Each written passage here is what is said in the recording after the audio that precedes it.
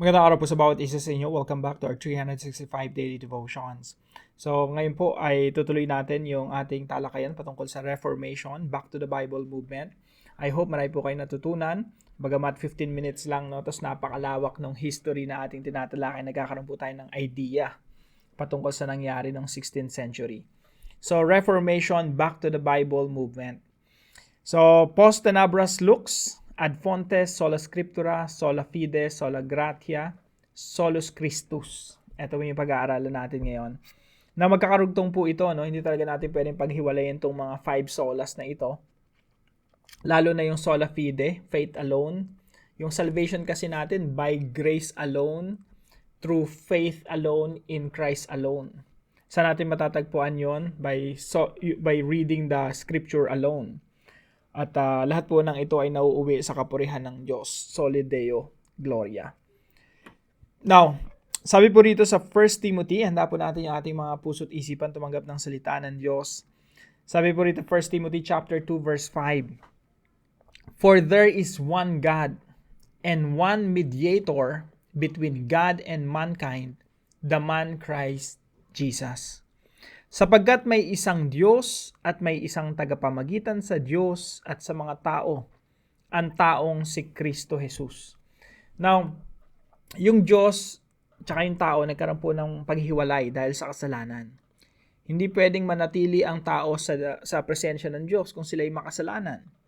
Kaya po kinailangan ng Panginoong Jesucristo na Diyos upang magkatawang tao para siya'y maging God-man to reconcile God and humanity. Ibig sabihin magkaaway sila, magbabati sila, no? Magkakaroon ng reconciliation. So, mangyayari po yan sa pamamagitan ng isang tagapamagitan. Sabi po rito, for there is one God, may isang Diyos, and one mediator, isang tagapamagitan between God and mankind. Sino yung mediator na yon? The man Christ Jesus. Kaya yung teaching po natin ngayon, number 1, Jesus is exclusive. Pangalawa, Jesus is inclusive. Pangatlo, Jesus is invasive. Isa-isahin po muna natin. Jesus is exclusive. Pag sinabi po natin exclusive or eksklusibo, ibig sabihin po nito, wala nang iba pa. Si Jesus at wala nang iba pa.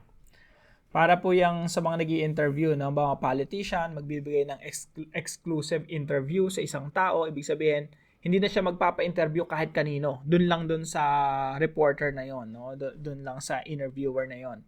So, exclusive. Ibig sabihin, wala nang iba pang mag-i-interview sa akin, to lang tao na ito.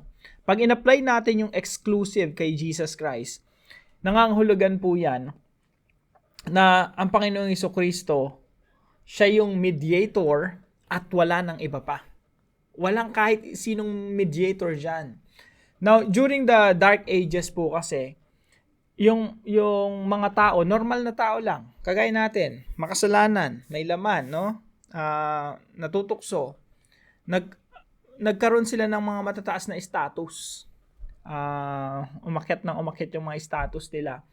Na dumating sa point na pag namatay sila, kinokolekta yung mga gamit nila na parang pampaswerte, no? Nagbibigay ng blessing sa kanila. Kahit yung mga buto nila, tinitingnan ng mga tao na nakapagpagaling, nagbibigay ng pagpapala. Things like that. Sobrang tumaas yung status. At dumating sa punto na yung mga tao, imbis na manalangin diretso sa Diyos, ginagawa nila, nananalangin sila sa mga santo, para yung mga santo, mga tao lang rin naman yon, ay ipanalangin sila palapit sa Diyos. So, ibig sabihin, para bang nagkakaroon ng iba pang tagapamagitan.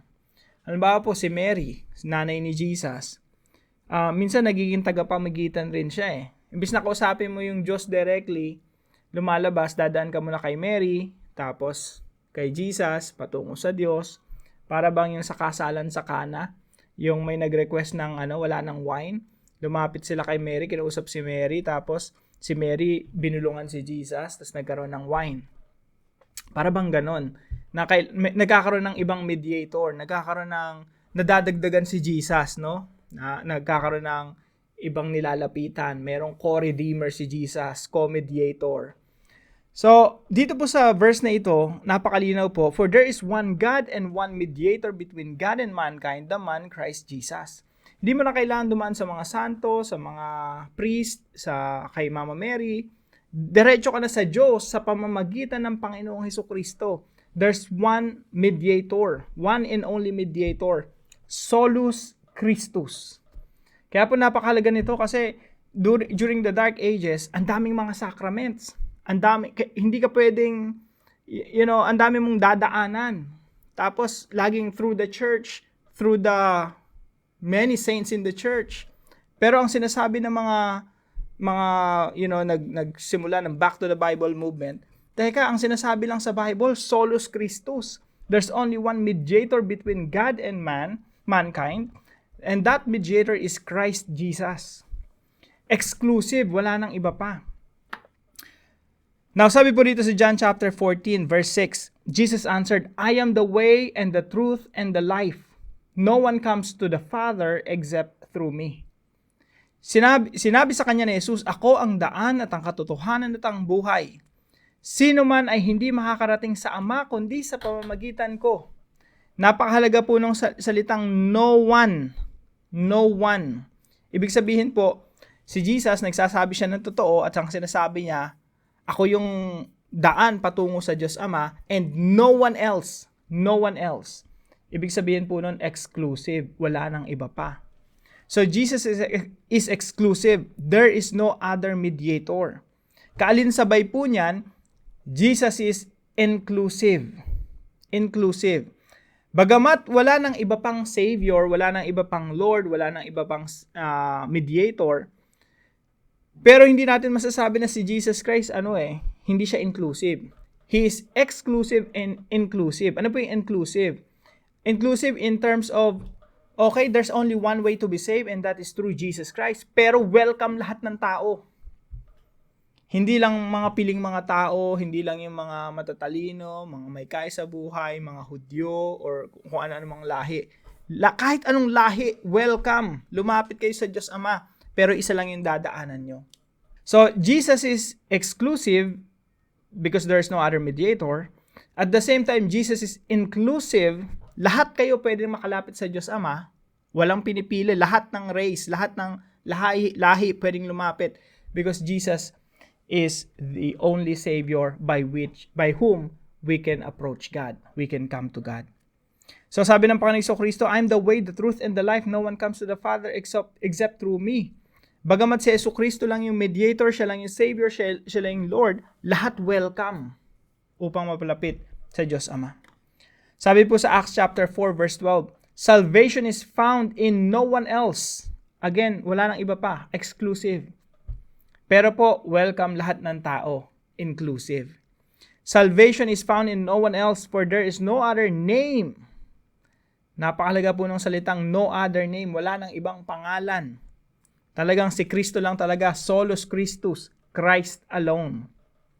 For there is no other name under heaven given to mankind by which we must be saved. Walang kaligtasan sa kanino paman sapagkat walang ibang pangalan sa ilalim ng langit na ibinigay sa mga tao na ating ikaliligtas. Isa lang po talaga ang ating Panginoong Jesucristo. There is no other Savior.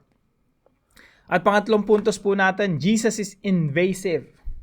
Pag sinabi po natin invasive, parang napaka-negative, no? na terminology, na para bang intrusive, yung basta nang hihimasok lang. Now, pag in-apply nyo po yung term na invasive kay Jesus Christ, it becomes positive. Naging napakagandang salita. Alam niyo, pag sinabi natin invasive species, dyan sa Pasig, dyan sa mga kailugan natin dyan, may mga invasive species dyan, kagaya ng janitor fish. Wala naman dapat janitor fish dyan, pero sometime in the past may naglagay ng janitor fish. Invasive species yan. Talagang sinananakop yan. Disruptive. Talagang yung ecosystem nayayanig. At ini-invade ng janitor fish yung mga teritoryo na kung saan sila nagpupunta, no? Invasive. Pero si Jesus Christ po, pag in-apply nyo yung term na invasive, it becomes a beautiful thing. Ang Panginoong Jesucristo, siya yung nag-iisang Panginoon. At wala nang Panginoon na pwedeng ipalit sa Kanya. Pag siya ay naging Panginoon ng buhay mo, He claims all of you. Lahat ng parte ng buhay mo, lahat ng teritoryo ng buhay mo, kukuhanin ng Panginoong Jesucristo, i-claim niya sasakupin niya because Jesus is invasive. Walang kwarto ng buhay natin na pwede nating sabihin kay Jesus, Lord, wag kang pumasok rito. Sasabihin ng Panginoon, kung ako ang Panginoon mo, buksan mo yung pintuan na yan, babaguhin ko yan. Lahat ng pintuan ng ating buhay, talagang dapat bukas sa Panginoon. Dahil lahat ng yun, papasukin ng Panginoong Jesucristo at magdudulot ng Panginoong Jesucristo ng pagbabago, ng katubusan, ng pagsasaayos sa ating mga buhay. Jesus is invasive and that's a beautiful thing. Sasakupin niya ang lahat ng parte ng ating buhay. Maging relasyon man yan, finances man yan, pakikitungo natin sa kapwa, relationship sa mga kaibigan, maging trabaho natin, lahat yan isasaayos ng Panginoong Jesucristo. Sabi nga ng ilang mga theologian, if Jesus Christ is not the Lord of all, He is not the Lord at all. Kaya invasive, lahat ng parte ng buhay natin ay sasakupin ng ating Panginoong Jesucristo. There is no other Lord. Walang kakompetensya dapat si Jesus sa buhay natin. Now, paano po natin to i-apply sa ating mga buhay? Number 1, teach the exclusive claim of Christ. Ituro natin sa ating mga anak, sa ating mga kaibigan, sa ating mga churchmates, na ang Panginoong Jesucristo, meron siyang exclusive claim. Ano po yung exclusive claim?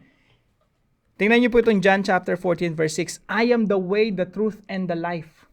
No one comes to the Father except through me. Walang makakaparoon sa Ama kung hindi sa pamamagitan ko. No one else, sabi ni Jesus Christ, no one comes to the Father except through me. That's very exclusive. Sinasabi ng Panginoong Jesucristo, ako lang talaga ang daan patungo sa Ama. Ako lang talaga ang katotohanan at wala nang iba pa. At ako lang ang buhay. Gusto mo ng eternal life? Gusto mo ng buhay na walang hanggan? Hindi mo matatagpuan yan kahit kanino. Matatagpuan mo lang yan sa Panginoong Jesucristo. Teach the exclusive claim of Christ. Huwag nating i-compromise yan. Kahit sino kausap natin, talagang hindi natin kinokompromiso na there's only one way to be saved, and that is through Jesus Christ. Not by our own works, not through the saints, wala ibang mediator, not even Mama Mary. Talagang merong exclusive claim si Jesus Christ na isa lang ang daan patungo sa Ama kundi sa pamamagitan niya lamang at wala nang iba pa. Number 2 po, preach the inclusive scope of Christ. Ano po ibig sabihin nito? Ipangaral natin na yung scope ni Jesus Christ malawak para sa lahat ng tao. Welcome ang lahat ng taong makapanumbalik muli sa Ama. Inclusive. Ibig sabihin, lahat kayo included. Kailangan lahat tayo magsisi sa ating mga kasalanan at manumbalik sa ating Panginoon. Preach the inclusive scope of Christ.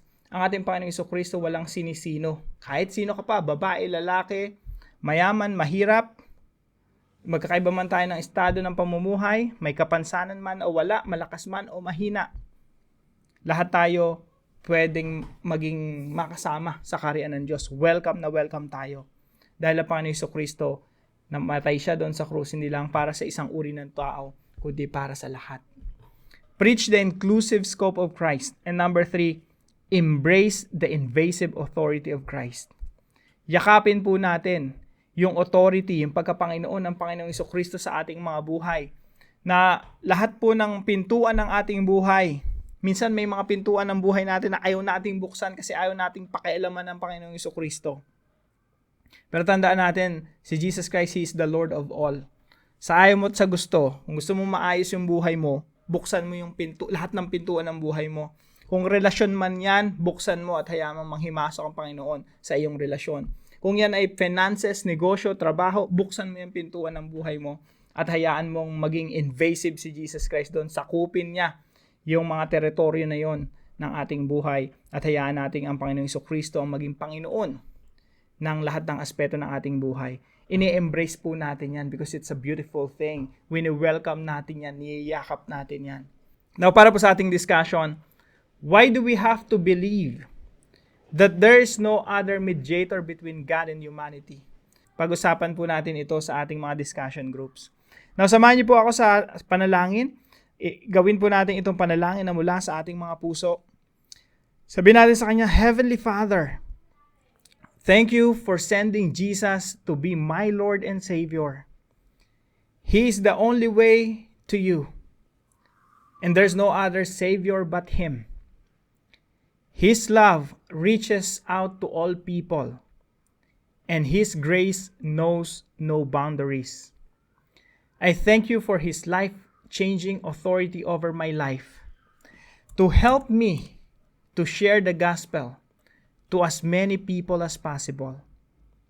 Help me to submit to Jesus' authority in all areas of my life. Give me the courage to follow Him fully, and let me embrace His Lordship over all aspects of my life. In Jesus' name I pray. Amen and amen. Kung kayo po ay may natutunan sa devotion natin na ito, ipalam nyo lang po sa comment section right below this video. Maging encouragement mo yung mga comments ninyo sa iba. At wag po natin kalimutan na ibahagi yung mga devotions natin sa ating mga mahal sa buhay at mga kaibigan. Pagpalain po kayo ng ating Panginoon. See you po tomorrow 5 a.m. dito sa ating Daily Devotion.